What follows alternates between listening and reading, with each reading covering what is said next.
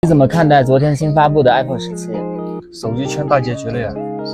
那些卖4、5千块钱的安卓机都不用卖了，华为也不用卖了。这次的 iPhone 17标准版，屏幕上了120赫兹的高刷，充电也用上了快充，电池也比上一代多续航了8个小时，而且内存还是256起步的，价格还没变，你说气不气？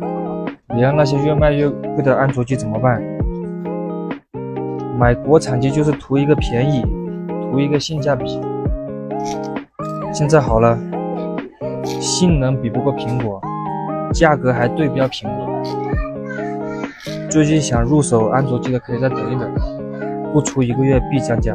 华为都降了，今年6月份发布的那个飘瓦80嘛是上市的时候4700，现在加上各种补贴，最低只要3200块钱，不到3个月降了1500。